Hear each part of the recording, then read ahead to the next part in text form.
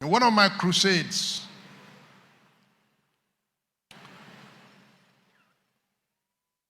I asked all the women who came to the crusade barren over the years,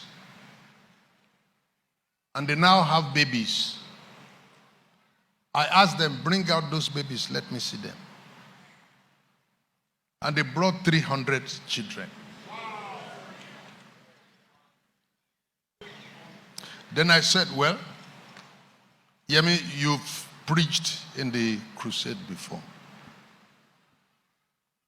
Then I said, I don't want to lose them. They should grow up where they were born.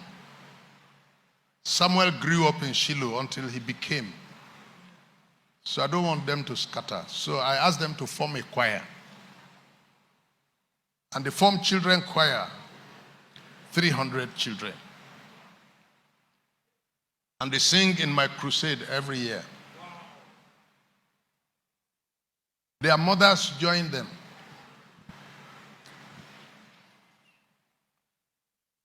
So I appointed a lady that is so talented in music to help me coordinate them.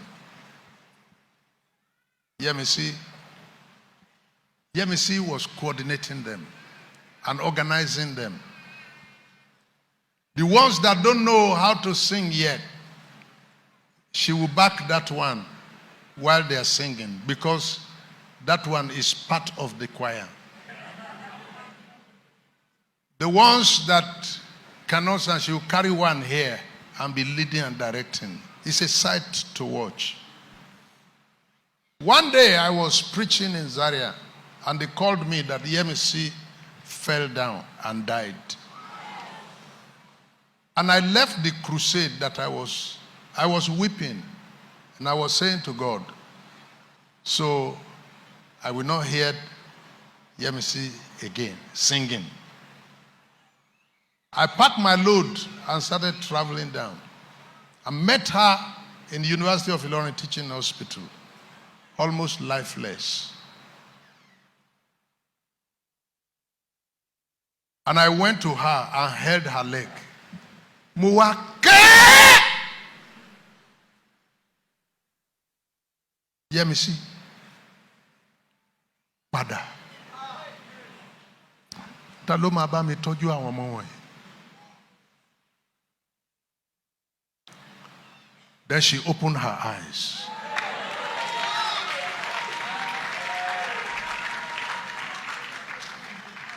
And looked at me and said, Dad, why did you call me back? I had entered gate 6. It remained 1. And the angel to open gate 7 put hand on the handle to sin. And gate 7 is a glass door. And I could see paradise. I was already seeing Abraham. I was already seeing the angels in their choir and in their regal. And the angel put a hand on the handle to open it. I suddenly closed it back and said, go back. Your pastor has not released you. Pada. And then she looked back and saw me weeping. And I was saying to her, Yemisi níbo ló ń lọ. Ta ló máa bá mi tọ́jú àwọn ọmọ wọ̀nyí. Come back. She on her own removed the oxygen, removed the drip, all the gadgets attached to her. She removed it and got up, and we went home.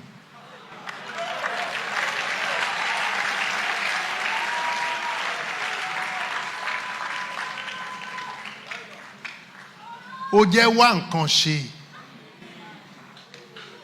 Lọ́jọ́ tí ogun bá le ká lè rọ́rọ̀ sọ.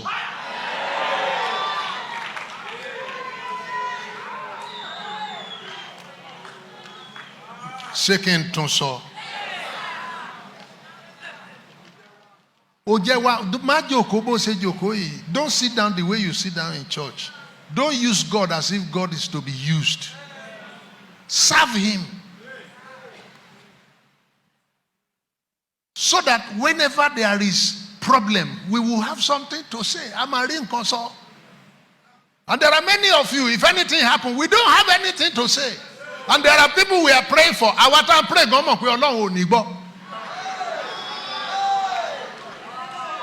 because the basis.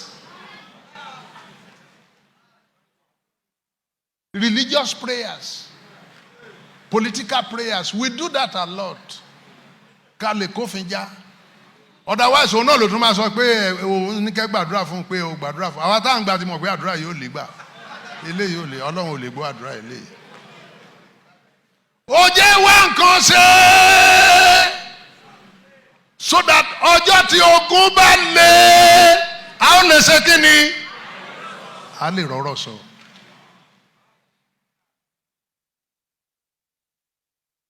One of the elders in John Higgins, is it Higgins? Higgins Tulsa fell inside a boiler and the boiler boiled him. Wọ́n wá gbé jáde jẹ̀tẹ̀jẹ̀tẹ̀. And Higgins was called that your elder fell into a boiler, but they rescued him, but he has been cooked.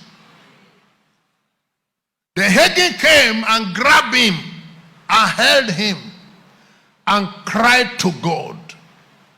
And an angel of God appeared and repaired all the damages in the body and told Higgins, go back with your elder. Go back to church with your elder. Because he's a serving elder. And if we allowed him to go, we will miss him. I pray that you will add value to your discipleship. Now, I'm a Puritan. I can talk about this for a long time. And I know most people these days are not really committed to God. They just want to come and enjoy our signs and wonders and go away. I am the one to tell you that it doesn't work like that. It doesn't. Work on yourself in church. Develop yourself. Develop your relationship with God. Don't make serving God a hit and run thing. Be there for real. And let God know. Be there to be counted as one of the servants of God. And one of the people serving God there. That's the way God wants it to happen. Don't become an abuser of God. I've seen that so many times. You know how many people we have prayed for and God did it. Whether first minute or last minute, at least God did it. That's the last time I saw them. And everything God does for you, He does it to pull you nearer. Everything God does for you, He does it to pull you nearer. Why was Israel gathering manna on daily basis? God needed them to be looking up to Him every day. He could have provided what they can gather in 1 week. He will not do that because they won't come back again.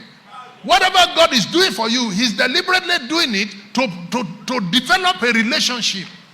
God doesn't want you to abuse His power, abuse His knowledge and wisdom and whatever He stands for.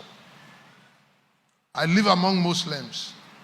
I work among Muslims all my life. Muslims, whenever God does something for them in the mosque, they become more Islamic.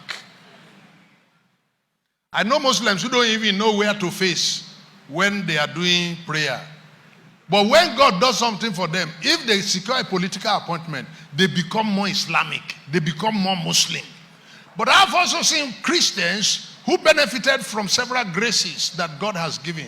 They stopped coming to church. That's when they'll be going for meeting on Sunday.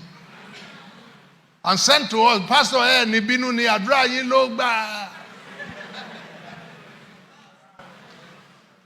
And very soon they return from Abuja and come to nothing. And you can't come back to me again.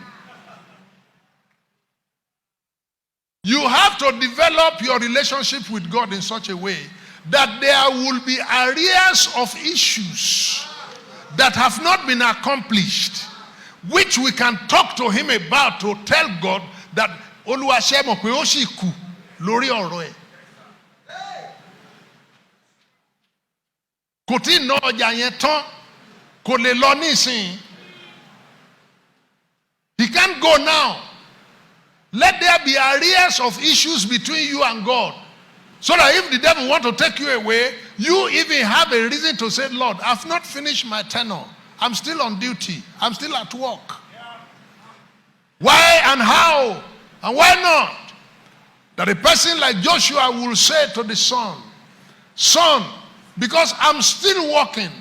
If you go and set, work cease. But I'm still working. I'm still serving. My work is not completed yet. Son, stand down over Gibeon. Don't set because I'm still working. You can give yourself time. You can give yourself time because you are not done yet. You can't close shop now. You can order your time. You can command your opportunities. Now it says, moon, don't stay where you are. I'm still working. A workman is a very powerful man.